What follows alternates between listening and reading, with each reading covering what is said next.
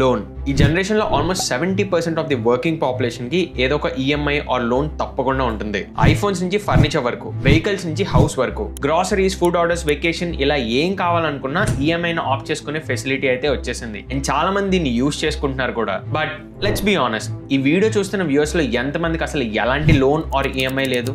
కింద comment section లో చెప్పండి. అసలు మనకే తెలియకుండా ఒక లూప్ లో అయితే రన్ అవుతున్నాం. జాబ్ వచ్చిన ఫస్ట్ 3 or 6 months లోనే మనం చాలా ఇయర్స్ నుంచి దాచిపెట్టుకున్న బకెట్ లిస్ట్ అయితే బయటకు తీస్తాం. కొత్త గ్యాడ్జెట్స్, బైక్ ఆర్ కార్, ఇంకా ఎక్కువ శాలరీ వస్తే హౌస్, దానికి తగ్గ ఫర్నిచర్, ఎలక్ట్రానిక్స్, అండ్ దాని తర్వాత పెళ్లి, అండ్ పెళ్లి తర్వాత పిల్లలు, వాళ్ళ ఎడ్యుకేషన్, అండ్ దెన్ వాళ్ళ పెళ్లి. అండ్ వీటిలో almost majority of the things మనం చేసేది త్రూ లోన్సే. ఇలా మనకే తెలియకుండా బ్యాంక్స్ కి బానిసల్లా అయితే మారుతున్నాం. అండ్ బ్రాంచ్ ని బతికించడానికి మనం కష్టపడుతున్నాం అని ఎప్పుడైనా ఫీల్ అయ్యారా? అనలిటిక్స్ చూస్తే వర్కింగ్ పాపులేషన్ లో ఎవ్రీ 10 members లో 7 members కి ఏదో ఒక యాక్టివ్ ఈఎంఐ ఉంటుంది. And 70% of the iPhones bought in India are on EMI. And almost 80% of the car purchases are on loans. ఇంకా హోమ్ లోన్స్ గురించి స్పెషల్ గా చెప్పాల్సిన అవసరమే లేదు. ఇంత ఎక్కువ హౌస్ హోల్డ్ డెట్స్ పెరగడానికి reason ease of access. Phone open చేయడం, నచ్చింది సెలెక్ట్ చేసుకోవడం, ఓటీపీ ఎంటర్ చేయడం, అంతే.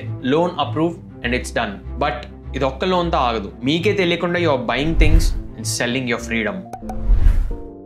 ఒక 20-30 years బ్యాక్ వెళ్ళి చూసాం అనుకోండి, మన పేరెంట్స్ జనరేషన్ లో లోన్ అనేది లాస్ట్ ఆప్షన్ లా కన్సిడర్ చేసేవాళ్ళు. ఇంట్లోకి ఏదైనా ఫర్నిచర్ కొనాలన్నా, ఎలక్ట్రానిక్ డివైస్ కొనాలన్నా అంతవరకు ఎందుకు, 2-wheeler కొనాలన్నా కూడా మంత్స్ అండ్ మంత్స్ సేవ్ చేశాక మాత్రమే ఫుల్ క్యాష్ తో పర్చేస్ చేసేవాళ్ళు. లోన్స్ ఇప్పుడు బిజినెస్ కోసమో లేదంటే ఏదైనా ఎమర్జెన్సీ సిచ్యువేషన్ కోసం మాత్రమే ప్రిఫర్ చేసేవాళ్ళు. ఇలా లోన్ అనేది ఒక స్ట్రాటజిక్ ఆప్షన్ లా మాత్రమే ఉండేది, కానీ ఇప్పుడు అదొక ఎమోషనల్ ఆప్షన్ లా మారింది. ₹1 అప్పు తీసుకోవాలన్న ఆలోచించే జనరేషన్ నుంచి ₹1 ఖర్చు చేయాలన్నా కూడా క్రెడిట్ మీద ఖర్చు చేసే స్టేజ్ కి అయితే వచ్చేసాం. బట్ ఎలా? 1991 ఇండియన్ ఎకానమీ ఒక సిగ్నిఫికెంట్ చేంజ్ అయితే చూసింది, లిబరలైజేషన్. దీనివల్ల ఫారెన్ కంపెనీస్ అన్నిటికీ కూడా ఇండియాలో ఓపెన్ గా బిజినెస్ చేసుకునే ఆప్షన్ అయితే ప్రొవైడ్ చేసింది ఇండియన్ గవర్నమెంట్. దీంతో ఇండియన్ ఎకానమీలో చాలా చేంజెస్ వచ్చాయి, అలాగే ఇండియన్ హౌస్ హోల్డ్ లో కూడా. ఇనిషియల్ గా ఆటోమొబైల్ పర్చేసెస్ అన్ని కూడా మాక్సిమం క్యాష్ లోనే అవుతూ ఉండేవి. బట్ లేట్ 1990s లో NBFCs and banks auto loans మీద అయితే చాలా ఎక్కువగా ఫోకస్ చేశాయి. మినిమం డౌన్ పేమెంట్, లో ఇంట్రెస్ట్ ఫైనాన్స్, ఇలా చాలా ఆప్షన్స్ ఆటోమొబైల్ ఇండస్ట్రీలో అయితే పుట్టుకొచ్చాయి. అండ్ ఇన్ఫాక్ట్ ఇప్పుడు మనం చూస్తున్న automobile giants like Maruti Suzuki, Hyundai, Hero, TVS ఇలా అన్ని కంపెనీస్ కూడా ఈ బూమ్ లోనే గ్రో అయ్యాయి. సింపుల్ గా ఆటోమొబైల్ కంపెనీస్ అన్ని కూడా ఇదర్ బ్యాంక్స్ తోనో లేదా ఎన్బిఎఫ్సిస్ తోనో టైఅప్ అయ్యి మినిమం డౌన్ పేమెంట్ తోనే వెహికల్ ఫైనాన్సింగ్ అనేది ఈజీగా ప్రొవైడ్ చేసేవాళ్ళు. దీనివల్ల middle class and upper middle class లో 2-wheelers అండ్ 4-wheelers ఎవరైతే అఫోర్డ్ చేయలేరో వాళ్ళందరూ కూడా ఈ లోన్ ఆప్షన్ అయితే యూజ్ చేసుకుని వెహికల్స్ కొనుక్కోవడం అయితే స్టార్ట్ చేశారు. ఆ టైంలో ఇది చాలా హెల్ప్ఫుల్ అనిపించింది. బట్ అసలు సినిమా స్టార్ట్ అయింది mid-2000s లో. Internet and mobile phone usage కొంచెంగా స్టార్ట్ అయింది. అప్పుడే బజాజ్ ఫైనాన్స్ కంపెనీ ఒక కొత్త కాన్సెప్ట్ తో వచ్చింది, కన్స్యూమర్ డ్యూరబుల్ లోన్స్. అంటే ఇంట్లో యూజ్ చేసే electronic items like TV, fridge, washing machine, AC ఇలా ఏదైనా కూడా ఈఎంఐ లోనే తీసుకునే ఆప్షన్ అయితే ప్రొవైడ్ చేశారు. And that changed everything.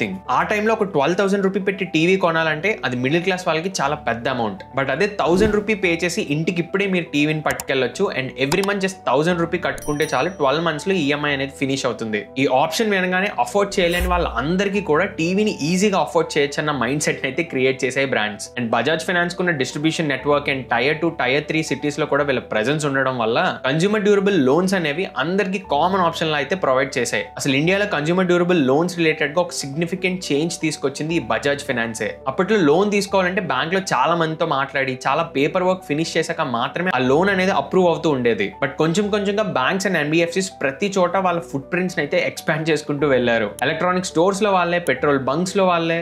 దానికి తోడు డిజిటలైజేషన్. ఏం కావాలన్నా విత్ ఇన్ అవర్స్ లోనే, అది కూడా no cost EMI or zero cost EMI తోనే మీకు ప్రొవైడ్ చేయడం స్టార్ట్ చేసాయి ఈ కామర్స్ ప్లాట్ఫామ్స్. ఇలా బ్రాండ్స్, బ్యాంక్స్ అండ్ కంపెనీస్ అందరికీ ది ఇల్యూజన్ ఆఫ్ అఫోర్డబిలిటీ అనే సినిమా నేయడం స్టార్ట్ చేశాయి. ఇదేం సినిమా అని అనుకోకండి, సరదాగా ఏదైనా ఈ కామర్స్ ప్లాట్ఫామ్ ఓపెన్ చేయండి. ఫర్ ఎగ్జాంపుల్ అమెజాన్ తీసుకుందాం. అమెజాన్ కి వెళ్ళి జస్ట్ ఐఫోన్ అని సెర్చ్ చేశారు అనుకోండి, అది ఓపెన్ చేయగానే ఫస్ట్ అక్కడ మీకు ప్రైస్ చూపించదు, ఈఎంఐ ప్రైస్ చూపిస్తుంది. సో 70,000 రూపీ ఉన్న ఐఫోన్ అఫోర్డ్ చేయడం అందరి వల్ల కాదు. బట్ అక్కడ మీరు చూస్తే just 12,000 per month for 6 months అని అయితే చూపిస్తుంది. సో దీనివల్ల 70,000 అఫోర్డ్ చేయలేని వాళ్ళు కూడా జస్ట్ 10,000 తో నేను ఈ ఫోన్ తీసుకోవచ్చు అన్నమాట. 6 months లోని ఈఎంఐ ఫినిష్ చేసుకోవచ్చు కదా అన్న థాట్ లో ఆ ఐటమ్ అయితే పర్చేస్ చేస్తూ ఉంటారు. సో సడన్ గా అఫోర్డే చేయలేని ప్రోడక్ట్ ఏదైతే ఉందో అది మనం అఫోర్డ్ చేయగలం కదా అన్న ఇల్యూజన్ అయితే క్రియేట్ చేయగలుగుతాయి. బట్ ప్రాబ్లం తీసుకున్నప్పుడు రాదు. ఆ ప్రోడక్ట్ తీసుకున్న జస్ట్ 2 or 3 months లోనే దాని మీద ఉన్న ఎక్సైట్మెంట్ అయితే మనకి అయిపోతుంది. దాని తర్వాత ఇదర్ అనవసరంగా తీసుకున్నా అన్న ఫీలింగ్ అయినా వస్తుంది, లేదంటే ఆ 6 or 12 months ఈఎంఐ పే చేసిన రోజులు ఒక సివియర్ స్ట్రెస్ అయితే ఉంటుంది. అండ్ జనాలకి ఇంకా కిక్ ఇవ్వడానికి మంత్ బిగినింగ్ లో salary day sale sales,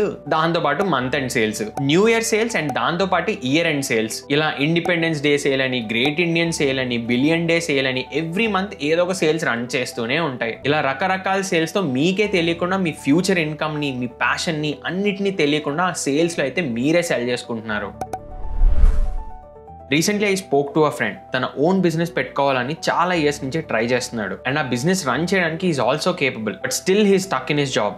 reason EMIs, house loan, car loan, personal loan, gold loan, ఇలా అన్ని టైప్స్ ఆఫ్ లోన్స్ అయితే తనకు ఉన్నాయి. అండ్ ఒక్క మంత్ శాలరీ రాకపోయినా కూడా తన కంప్లీట్ ఫైనాన్షియల్ సిచ్యువేషన్ తలకిందలు అయిపోతుంది. అన్ని ఎక్కువ ఈఎంఐస్ అయితే ఉన్నాయి. అవన్నీ క్లియర్ చేయడానికి ఆల్మోస్ట్ 8 to 10 years అయితే పడుతుంది. ఇన్ కేస్ ఆ టైంకి అది క్లియర్ అయినా కూడా మధ్యలో ఇంకొన్ని లోన్స్ యాడ్ అవ్వని గ్యారంటీ అయితే లేదు. సో నెక్స్ట్ 8 to 10 years వరకు he's lock with EMIs. So indirect గా తనకున్న ఈఎంఐస్ అన్ని కూడా తనకున్న ప్యాషన్ ఏదైతే ఉందో దాన్ని కిల్ చేస్తున్నాయి. సో మనం ఈఎంఐలో ఈజీగా థింగ్స్ ని బై చేస్తున్నామన్న ఇల్యూజన్ లో మన ఫ్రీడమ్ ని, ప్యాషన్ అయితే సెల్ చేసుకుంటున్నాం. అండ్ లాస్ట్ ఫ్యూ ఇయర్స్ గా ఈ ట్రెండ్ కాలేజ్ లెవెల్ నుంచే స్టార్ట్ అయిపోతుంది. బై నౌ పే లేటర్లు అని, ఇన్స్టెంట్ లోన్ యాప్స్ అని, ఎలాంటి సిబిల్ లేకపోయినా కూడా స్టూడెంట్స్ కి అండ్ కెరీర్ బిగిన్ చేసిన వాళ్ళకైతే లోన్స్ ఇవ్వడం స్టార్ట్ చేస్తున్నారు. అండ్ దాని వల్ల చాలా మెంటల్ టార్చర్ నే వాళ్ళు అనుభవిస్తున్నారు. సో ఎస్పెషల్లీ మీరు కెరీర్ బిగినింగ్ లో ఉన్నా లేదా స్టూడెంట్ అయినా ఇలాంటి లోన్స్ నుంచి అయితే కొంచెం దూరంగా ఉండండి, అది మీకే మంచిది. And Indian house hold debt చూసినా కూడా అలార్మింగ్ రేట్ లో అయితే గ్రో అవుతుంది. 2023లో 3.9 lakh crore ఉంటే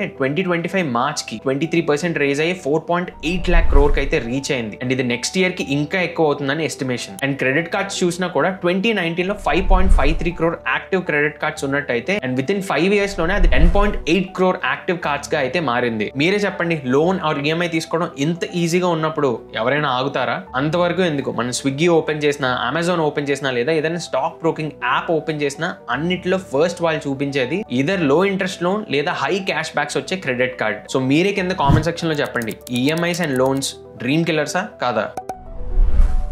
నా అసలు ఈఎంఐ ట్రాప్ ని అవాయిడ్ చేయడానికి నాకు వర్క్ అయిన ఫ్యూ హ్యాక్స్ అయితే మీకు షేర్ చేస్తా. First thing, emotional buying are practical buying. Any purchase చేసినప్పుడు నిజంగా అది మనకి యూజ్ ఉందా లేదా అనేది 1-2 సార్లు చెక్ చేసుకోండి. బికాస్ సేల్ లో ఉంది, నెవర్ బిఫోర్ ప్రైస్ లో ఉందని కన్ఫ్యూజ్ అవ్వకండి. అది మీకు యూజ్ ఉంటేనే కొనండి. అండ్ కొనే ముందు అట్లీస్ట్ 48 hours ఆ ప్రోడక్ట్ ని కార్ట్ లో ఉంచుకోండి. ఆ 48 hours తర్వాత కూడా స్టిల్ యూస్ఫుల్ అనిపిస్తే then purchase it. And second thing, premium gadgets కొంటున్నా, హౌస్, కార్, అబ్రాడ్ ఎడ్యుకేషన్ ఇలాంటి డెసిషన్స్ తీసుకుంటున్నప్పుడు social pressure or peer pressure తో కాకుండా మీ బ్రెయిన్ తో ఆలోచించండి. ఎందుకంటే ఒక్కసారి హై టికెట్ పర్చేసెస్ మీరు చేస్తుంటే ఆల్మోస్ట్ 10-15 years వరకు మీరు దాంతోనే లాక్ అయి ఉంటారు. సో ఎమోషనల్ గా కాకుండా మీ అఫోర్డబిలిటీ ఏంటో ఒకసారి చెక్ చేసుకొని అయితే డెసిషన్ తీసుకోండి. అండ్ థర్డ్ ఇంపార్టెంట్ థింగ్, ఇది చాలా యూస్ఫుల్ అనిపిస్తుంది, convert your EMI into hours of work. Simple గా ఒక ఎగ్జాంపుల్ తీసుకుందాం. మీరు ఒక 15 lakh rupee వర్త్ కార్ కొనాలనుకుంటున్నారు. దాని ఈఎంఐ ఎవ్రీ మంత్ 15,000 ఉంది ఫర్ 7 years అనుకుందాం. In case me monthly salary 50,000 అయితే దాన్ని మీరు డేస్ లో కన్వర్ట్ చేయండి.